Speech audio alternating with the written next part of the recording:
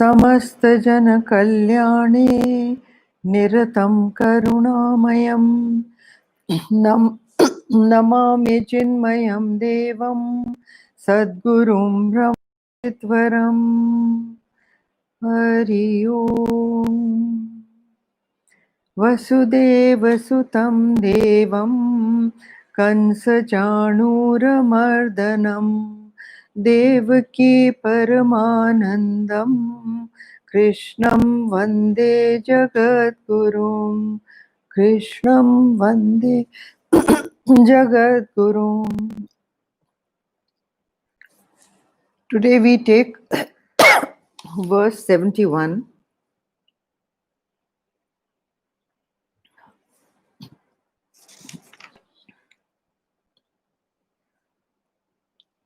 Last time we had done that just like an ocean where trillions of tons of water, as I said, pours into the ocean every minute, every second, but the ocean does not break bounds.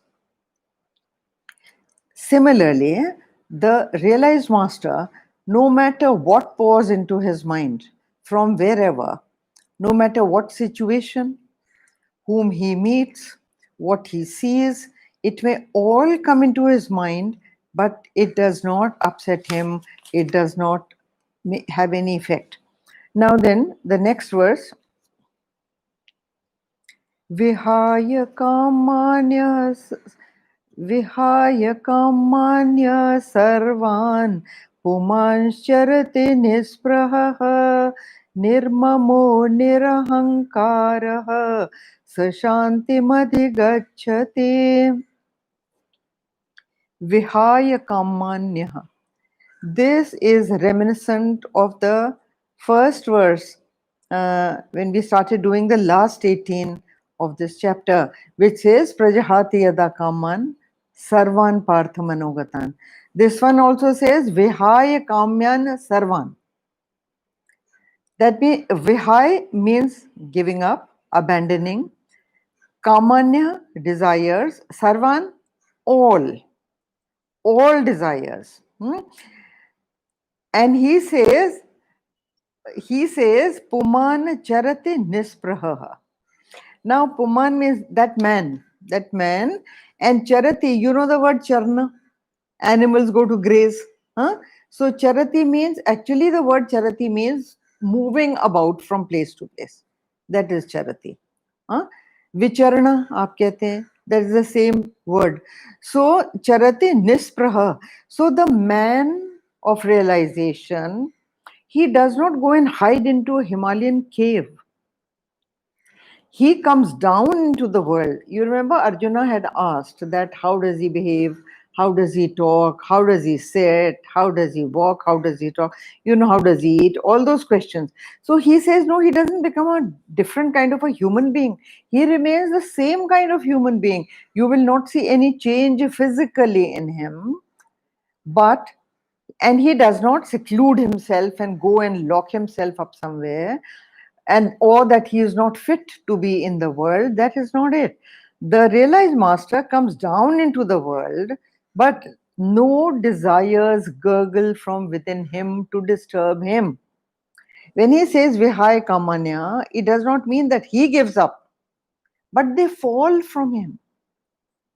He doesn't have the desire for any other object. See, when your cup is full, as I said, do you desire that somebody should pour something more into it? Can you ask for more coffee if your cup is right up to the brim? You see no utility for more coffee, right? So similarly over here, when he says Vihaya Kamanya, it only means that his cup of joy is full. And he does not know of any other object or any other situation that will even give him a shadow of a joy more than what he is already experiencing. He is complete. So lesser joys he doesn't want. And this is the highest joy that he attains. The Anand Kand, that means the bulb of Anand, is inside him. And he has reached that.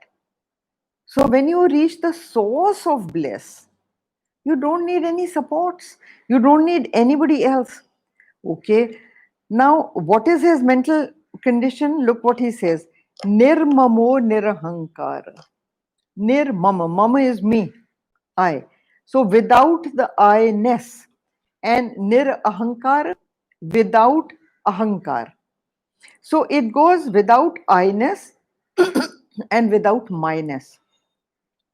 It is only with your ego that you associate, I want this, I want that, I want that, this is mine, that is mine, my family is mine, my children mine.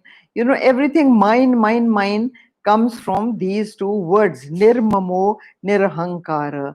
Even in the Ramcharitmanas, it says, मैं और मोर तोरते maya. Maya comprises of just these two things, me and mine, you and yours. So this man goes beyond these things and he says, Saha Shanti Madi Gachati. So, acha, this word Shanti he gets, of course, he goes beyond all these, so he gets this complete Shanti. He attains complete peace. This word Nispraha we want to deal with. Spraha means attachment, attaching to something. Spraha. Spraha means attaching to anything. And Nispraha, when he is not attached to anything. So when he is not attached to anything, Nispraha, then he is free from desire. He is free from longing after anything. You only long for that which your mind dictates to you that I want. And how does the mind dictate? The mind dictates that which you are attached to. From your past experiences, from your past thought patterns, the things that your mind is attached to, you only long for those. You cannot long for something you have never seen, never heard. Something you have never seen, never heard, you will never be attached. This man is attached to absolutely nothing. Now, one thing is that after this mental climate that he achieves or attains, what should the master do? Don't forget that this discourse is being given to Arjun. Arjun was running away from the battlefield. Krishna, after giving this discourse, that you be free of desire, right? But what is he advising him? Fight on. Fight on with a cool and collected mind. Absolutely vigat spraha, without desire, without me and mine. Because Arjun was going on saying that these are my relatives, this is my guru, this is my grandfather, this is my this one, that one. So how can I fight them? So nirmamo nirhankara, you make your mindset like that. And then when you are free of these opposites of me and mine and you and yours, then you fight the battle of life with grit. Stand up and fight. He doesn't tell him to run away. He doesn't tell him to go into the Himalayas as Arjun was trying to do. And see, all your sorrow, understand that all sorrow, Arjun was very sorrowful, very, very hysterical. It all comes from these spraha and mama and ahankar. These three are caused, these three cause desire, and desire causes all kind of panic and all kind of fright, all kind of nervousness, all kind of sorrow and anxiety. To give you an example, when you're reading the newspaper, there is almost a full page of obituaries, right? You read them. How much do they affect you? Someone's obituary, you don't even know that person, his name and his family members' names, and where prayer meetings are going to be held, all that. You see that, don't you? But there is not a trace of sorrow. And you turn the page and you want to see what is the evening programs, What are the evening programs in Delhi? Where can I go? A music program, theater, movie, some new place to go and have a meal. This is what you see, right? But if in those obituary you recognize somebody very close to you, a very dear friend, so what has come in? Me and mine has come in. The moment you said, see that me and mine, sorrow tumbles out of your bosom. It engulfs you. You wonder how could it be. You rush to that person's house. You want to know what happened and you cry. You cry. So all that comes from what? All that comes from mama and ahankara and spraha. So this is the ego causes sense attachments and longing, and that is what it all happens. Now look what he's saying also. Agitations, of course, arise from this. What has caused the split in Arjuna's personality is just these three, four things. Spraha, okay. Now, spraha, mama, I-ness, ahankar, ego. Ego and myness, everything, my relative, my guru, my this, my that. Now, what has happened? What has caused the split? See, it is a split in his objective and subjective mind. This split totally demoralizes you, totally takes away the courage, the grit for action from you, because there is a split in your personality, and rather being an integrated personality where your mind and intellect behaves together as a force and propels your body forward, there is a split. So then what do you become? You become a disintegrated personality. Now, what is a disintegrated personality? This is a divorce in the thought world, subjective and objective. Like, for example, I'll give you. Somebody lands up in your house, and at that time, you have to go somewhere. And the moment you see him, you say, oh, how nice to see you. This is the objective mind, right? Subjective mind is saying, gosh, he would get lost somewhere. I have an important thing to do. So this is what? A split in the personality. Now a guest who has overstayed his hospitality, उसको you say, अरे अभी तो और रुकिए, अभी आप कहाँ जा रहे हैं, अपना घर समझिए. And मन में क्या है? What are you thinking? You think, gosh, कब मुसीबत टलेगी? I wonder when he is going to go. A guest who has overstayed the hospital. Now there is a split right in your mind. You are thinking something else and saying something else. The same is here with Arjun. He wants a kingdom. He wants to take revenge. He wants wealth and he wants lordship. And what is he saying?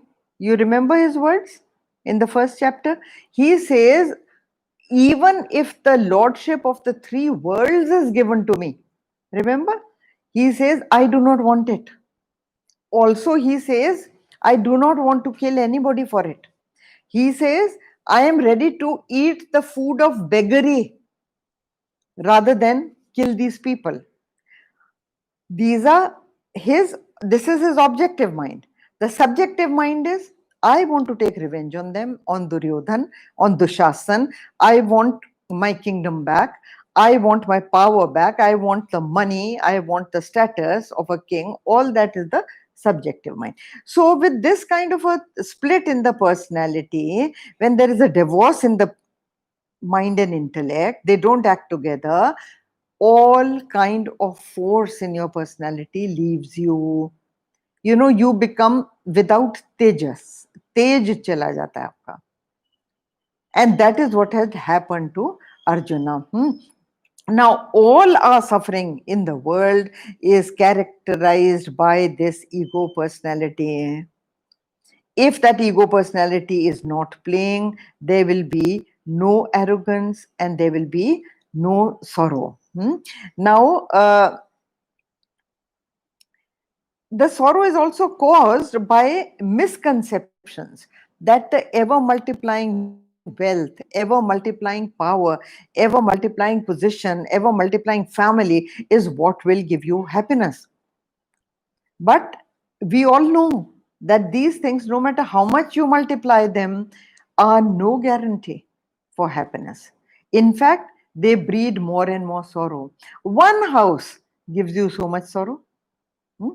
Somewhere the roof is leaking, somewhere the electricity is gone off, somewhere some part of it is falling, somewhere something goes on. Supposing you have 10, how multiply those anxieties and multiply those sorrows. So this is what happens to a person. Now he also gives here sannyas. Hmm?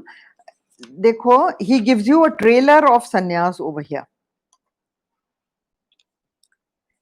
All these qualities are those of a sannyasi. Nispraha, no desire, nirmamu, nirahankara. These are qualities of a realized master, a sannyasi. Now, Gurudev has always said that a sannyasi has to live a renounced life of sacrifice and work only for the benefit of others. He is a sannyasi who has no I and my. He is a sannyasi who has no ahankar or false ego. Our ego is pricked by a small word somebody utters, or a little bit of arrogance in another person, a little bit of a more smile than what was needed, and your ego rises up, right? But a sannyasi is beyond all this. It is not the saffron color of his cloth, or the shaven head, or the chandan that he has got on his forehead. Sorry, that does not make a sannyasi. That's a fancy dress. Gurudev used to say, tailor and barber made sannyas is not sannyas. That anybody can do. You know, you put on saffron clothes, shave off your head, put chandan on yourself, wear a rudraksh mala, go about, and everybody will think that you're a sannyasi. You can fool the world, but you cannot fool yourself. So this is, you see all over India, there are so many cheats and criminals parading as sannyasis. And sannyasis are defamed by the acts of these people. It is so sad that they cannot choose any other dress except the dress of sannyas. Whereas there is no sannyas. Also, with this, I am also telling you that an intelligent renunciates life. A whole lot of householders live. Those householders who are spiritually very high, they have disciplined their mind, they have disciplined their intellect, they, without dressing up as sannyasis, are sannyasis. They live as grihasthas, they dress like grihasthas, they behave like grihasthas, but their mental climate is always that of sannyas. So here, even a little thing upsets you. These days, there are divorces happening on small little things. I read something very silly that in America, a woman divorced her husband because the reason she gave in the court was that he always leaves the toothpaste cap unscrewed, and he leaves it on the sink like that. Every day I have to put it on. He never listens to me. He does that day after day after day. That is the cause for divorce. Just imagine. So there is nothing left actually. Now, also that he has to be contented. He goes through life contented with whatever comes his way, and he never amasses and hoards. This is a lesson for anybody who is even trying a bit of spirituality. I can give the example of our ex-president, APJ Kalam. When he passed away, look at the things that he possessed. When they listed the things that he possesses, there were just a few shirts, just a few clothes, his Bharat Ratna, and nothing was found on him. Nothing. A few books, And what a great man. What a great, great president we had. World respected. And look what he had, look what he possessed. I also know, personally, I know that even if a relative of his came to stay in the Rashtrapati Bhavan, he wanted to pay rent for that room where he stayed. Can you imagine? This is a sannyasi. This is the kind of sannyasi. Totally vigat spraha, and look at vihaya kamanya, nirmamo nirhankara. That is a true sannyasi. Okay, so now we come to the next verse. And the next verse, look what it says. This is the last verse.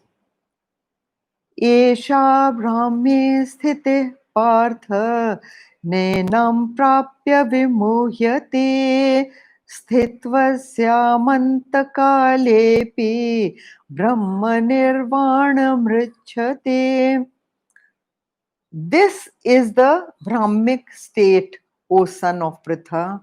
He is addressing Arjun because he was the son of Prithu. O son of Pritha, attaining this, none is deluded. Being established therein, even at the end of life, one attains to oneness with Brahma. He says that it is a state which becomes permanent. Look, he says, attaining this, none is diluted. Nenam prapya vimuhyate. That means he never goes back from it. He never is deluded again. So, as Gurudev used to say, that this is not a temporary LSD trip, that he will get back to the normal thing. It is not like that. It is permanent. He will ever remain there, and he does not need any equipment other or any other experience in the realm of time. He has gone beyond it. Okay, so here see, he uses the word Brahma Nirvana Mrichati. The word Nirvana is very important, and I would like to talk on it. He says, see, it is permanent even till the end of life. See, he says, even if you are a spiritual seeker and trying very hard throughout your life, even toward the last breath of life, if you can attain this state, you go into nirvana. Actually, nirvana means moksha. Nirvana means moksha. Now, this word can be interpreted two ways. One meaning of the word vana or bana, is arrow, right? Arrow. And the other word, that vana, means flame, a flame. So nirvana means either without arrows or without flame. So what is the meaning really? What is the meaning? When you talk of it as a flame, there is no flutter of desire rising from the oil wick of his life. No desire at all. So there is no flame. The wick is dry. There is no oil in it at all. See, Gurudev, I was sitting there when he gave this example, and he gave this example to a young boy who had come to him on a motorbike all the way from Gurgaon or Noida or where, I don't remember. But he came and he was asking him that, I try so hard in spirituality, but I am not able to reach anywhere. So Gurudev, thinking him to be a youngster, gave him this example, and he said that, listen, if there is a little lamp with a wick in it, and the lamp is full of water, try and light it.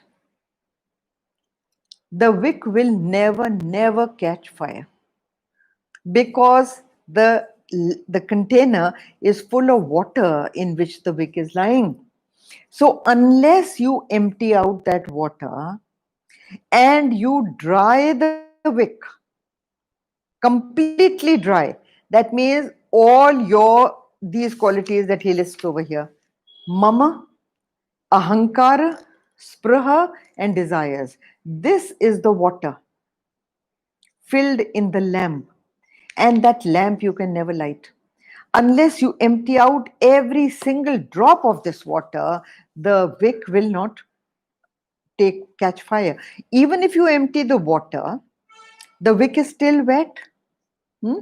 So then, with spiritual disciplines, you have to nicely rub the wick in both palms like that, and you have to actually twist it hard and make it into a proper wick so that no water goes out, no water is left in there. Generally, a wick is made with 3 strands. Okay. Now, those 3 strands have to be twisted together hard to form one solid wick. And when the wick is very dry, then you fill the oil of sattva in it. You fill the oil of all kind of noble qualities, service to society, a good temperament, minus anger, minus desire, minus jealousy, minus all that. When you fill all these beautiful qualities in that little lamp, and then you strike a match, in one go it'll light up. With one little, even when you take the matchstick near the wick catches fire suddenly, and it remains burning thereafter. So this is the example Gurudev used to give. So nirvana means that which has got no flame at all. And no flame at all will happen when there is no oil in the lamp. And that oil of any kind, desires, ambitions, this, that, here the burning wick is your fluttering desire. Okay. Now, fluttering desire you do not want. So that which is without flame means when the mind is absolutely poised, calm, peaceful, quiet.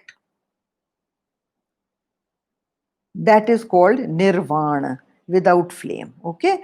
Another meaning of nirvana is that it has got a wick in the in a deepak, has got those 3 strands. Those 3 strands are like arrows. Okay. And what are the arrows? One is mrityu. Okay. Mrityu is change and impermanence. The number 2 is ajnana, ignorance of your real nature.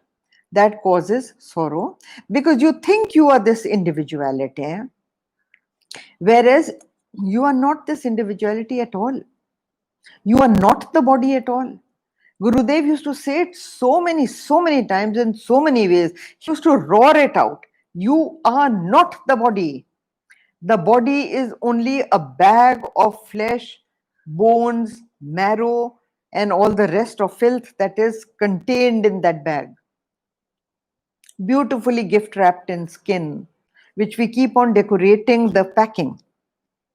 But inside is nothing but filth, right? So the agyan that I am this body, and you do not even think that you are a packet of filth, you go on thinking that I am a beautiful looking person.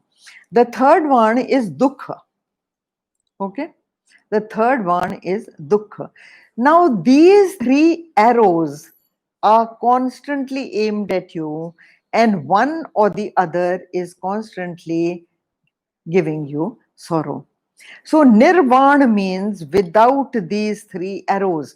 A realized master becomes that.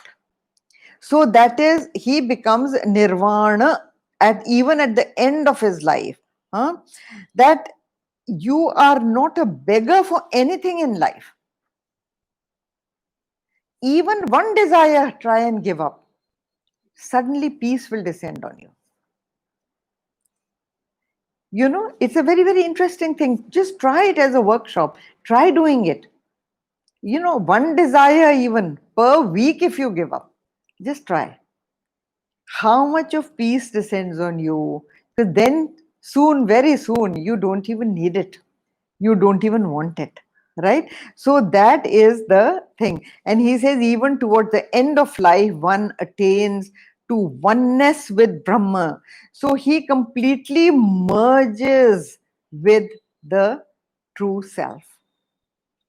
Once you merge with the true self, all the sorrows that come from my body, me, my individuality, my ego, all these sorrows die down because there is a dawn of the true self in your mind.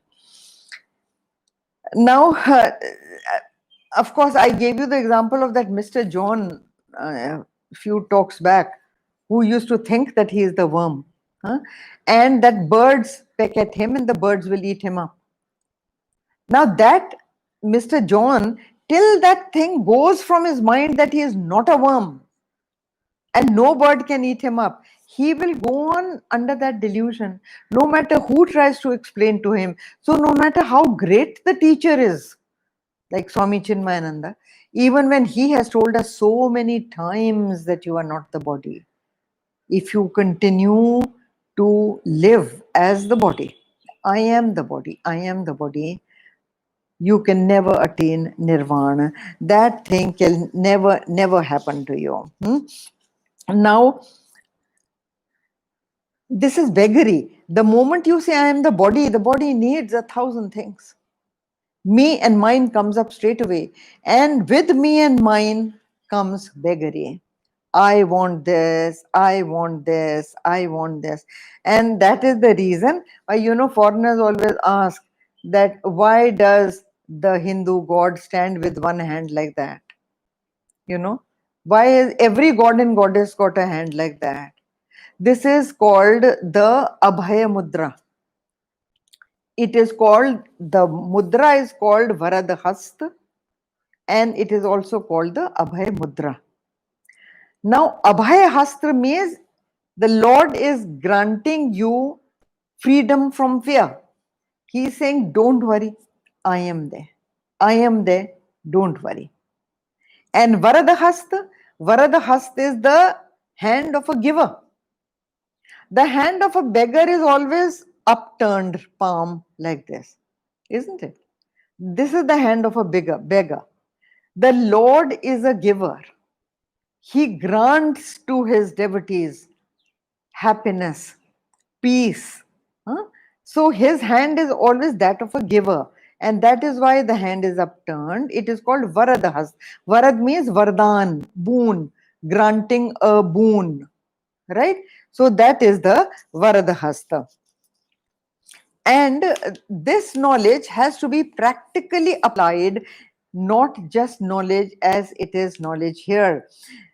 So this, you must remember the first chapter, that this whole thing, that give up this, give up that, is given with reference to the first chapter.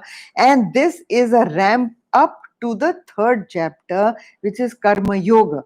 Because Krishna is advising, in this chapter, he has advised him how he should train his mind to be calm. In the next two chapters, he advises him Karma Yoga. Because Arjun is a man of action like you and me. He is not a sannyasi. He cannot sit still. He has to act with his body. He has to do something every day. So what is that art of living?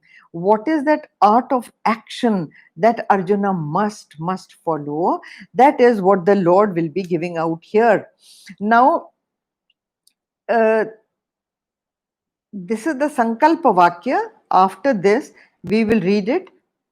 Om Tat Satiti Srimad Bhagavad Gitasu Upanishastu Brahma Vidyayam Yoga Shastre Shri Krishna Arjuna Samvade Sankhya Yogo Nam Dvitiyodhyayah.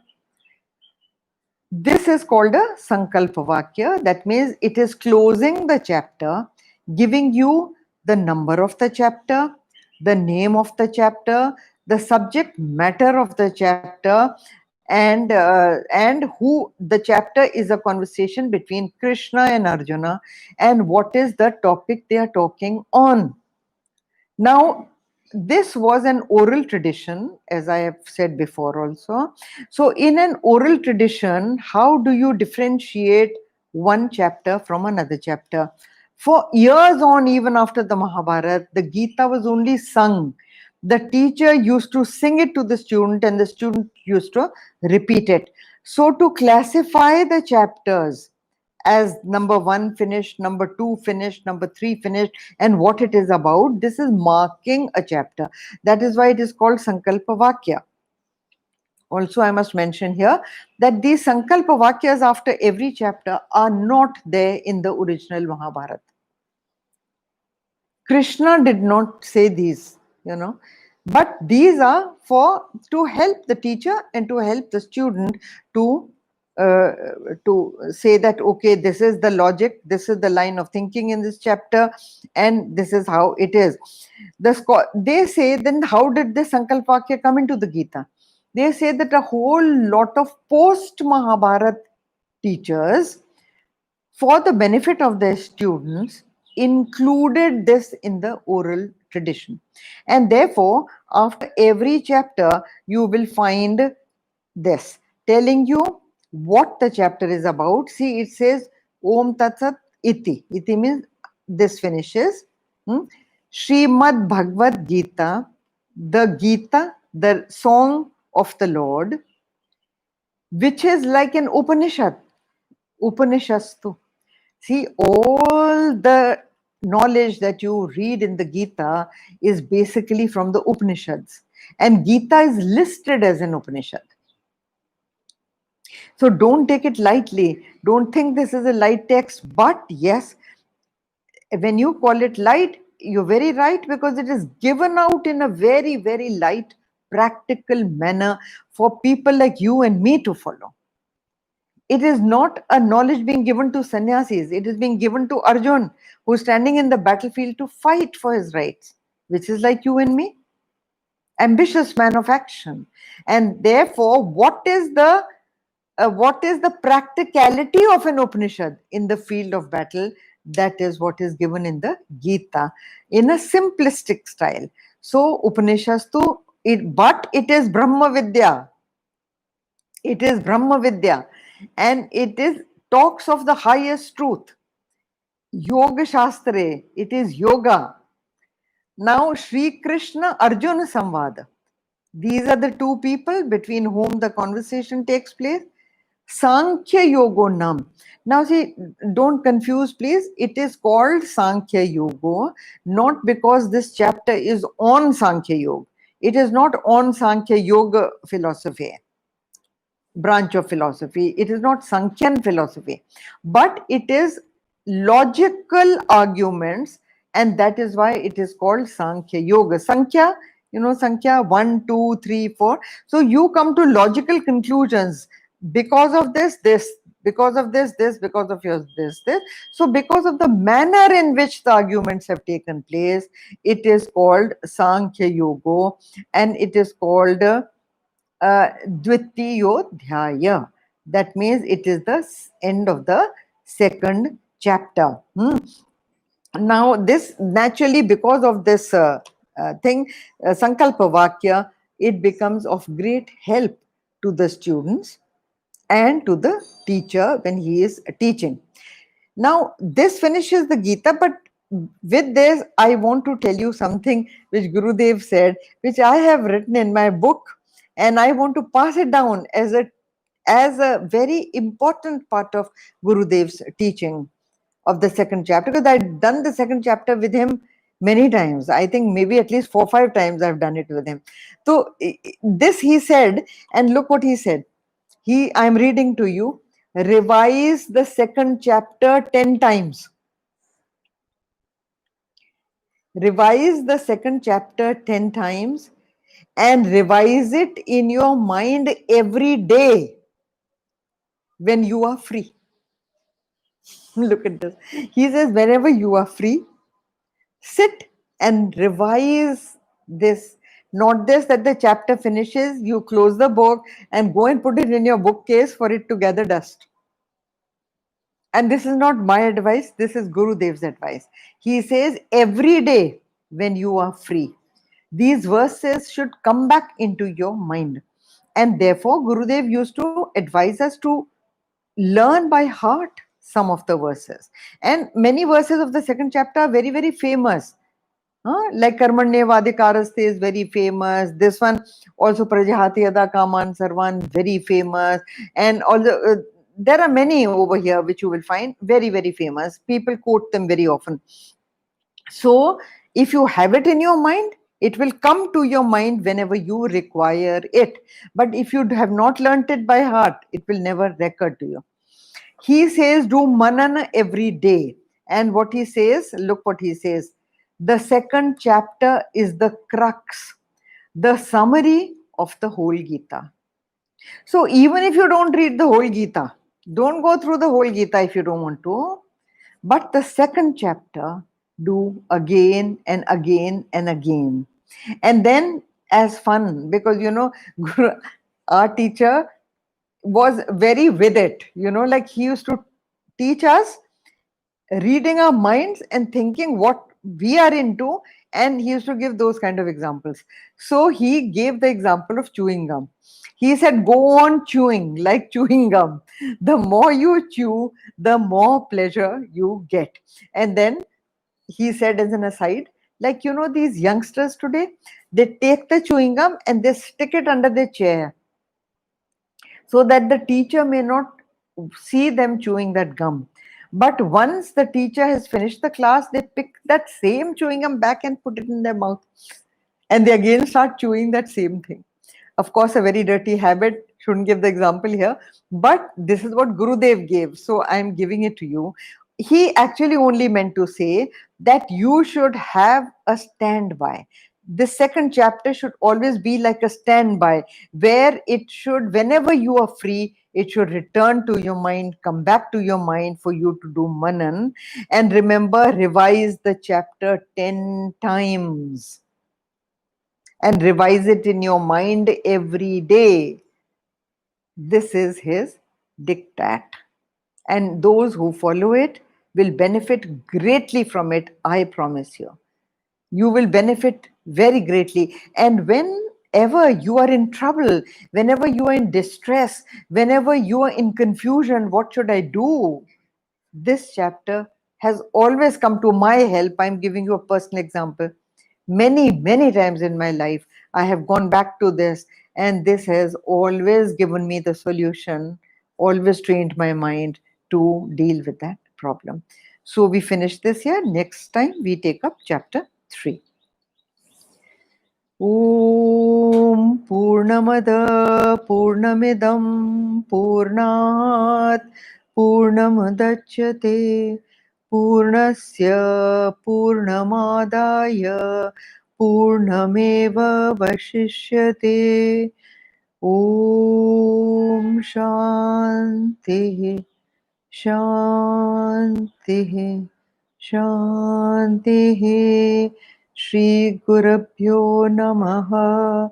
Hari Om.